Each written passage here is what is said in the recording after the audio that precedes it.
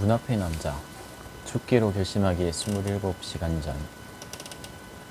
노라 시드는 낡아빠진 소파에 앉아 휴대전화로 다른 사람들의 행복한 삶을 들여다보며 무슨 일이든 생기기를 기다렸다. 그러자 느닷없이 정말로 일이 생겼다. 알 수 없는 이상한 이유로 누군가 그녀의 집 초인종을 누른 것이다. 노라는 잠시 문을 열어주지 말까 고민했다. 아직 저녁 9시밖에 안 됐지만 이미 잠옷으로 갈아입은 터였다. 에코 워리어라고 적힌 헐렁한 티셔츠와 탓한 체크 무늬에 파자마 바지가 부끄러웠다. 노라는 조금이라도 예의를 갖추려고 슬리퍼를 신고 현관문을 열었다. 문 앞에 서 있는 남자는 그녀도 아는 사람이었다. 키가 크고 말랐으며 소년 같아 보이는 남자의 얼굴은 다정했으나 반짝이는 눈은 날카로워 보였다. 마치 모든 걸 꿰뚫어 볼 수 있다는 듯이. 남자를 보니 반가웠다. 약간 놀라기는 했지만 특히 그가 운동복 차림이었기 때문이다. 비가 내리는 추운 날씨인데도 그는 더워 보였고 땀까지 흘렸다. 둘의 대조적인 모습 때문에 노라는 5초 전보다 훨씬 더 게으름뱅이가 된 느낌이었다. 하지만 노라는 외로웠다. 실존 철학을 공부한 덕에 본질적으로 무의미한 우주에서 인간으로 존재하려면 외로움이 필수 요소라고 믿었지만 그래도 그를 보니 반가웠다. 애쉬, 이름이 애쉬 맞죠? 노라가 미소를 지으며 말했다. 네, 맞아요. 어쩐 일이세요? 다시 보니 반갑네요.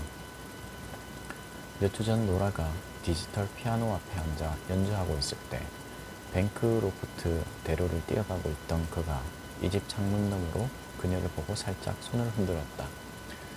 몇 년 전에는 노라에게 함께 커피를 마시자고 청한 적도 있었다. 어쩌면 또 커피를 마시자고 하려는지도 모른다.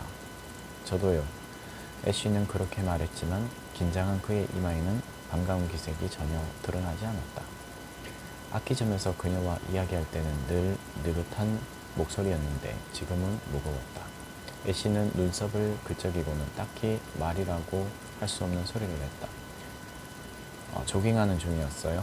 쓸데없는 질문이었다.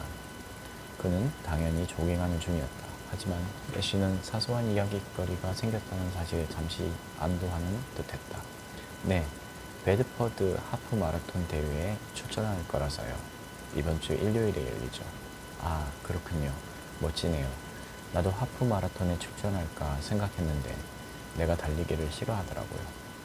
마음속으로 생각할 때는 웃긴 말 같았는데 막상 입 밖에 내고 보니 별로였다. 심지어 노라는 달리기를 싫어하지도 않았다. 그래도 애쉬의 심각한 표정이 마음에 걸렸다. 둘 사이에 흐르는 침묵은 어색한 정도를 넘어서서 무슨 일이 있다는 느낌이 들게 했다. 고양이를 기른다고 하셨죠? 마침내 애쉬가 말했다. 네, 반려묘가 있어요. 그 고양이 이름이 기억나네요. 볼테르, 갈색 얼룩무늬였죠? 네, 전 볼츠라고 불러요. 볼츠는 볼테르가 약간 허세를 부리는 이름이라고 생각하거든요.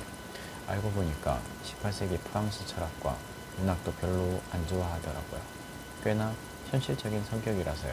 그러니까 고양이 치고는요. 애쉬는 노라의 슬리퍼를 내려다보았다. 유감이지만 볼츠가 죽은 것 같습니다. 네?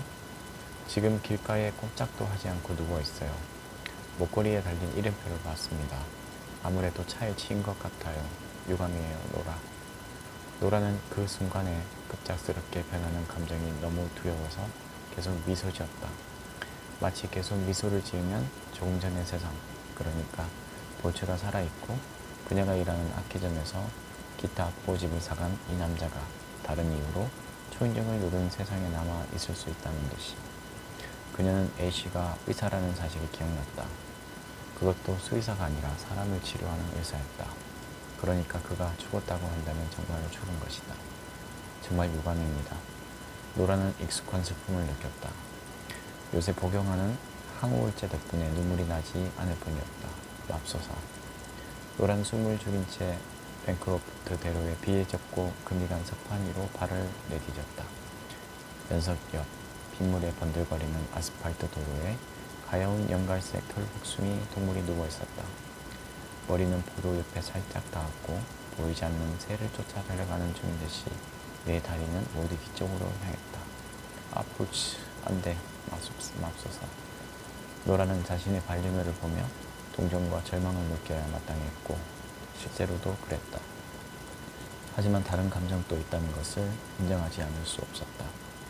고통이라고는 전혀 없이 미동도 하지 않는 볼테르의 평화로운 표정을 보고 있으니 어두운 마음 한구석에서 외면할 수 없는 감정이 우러나왔다. 질투였다.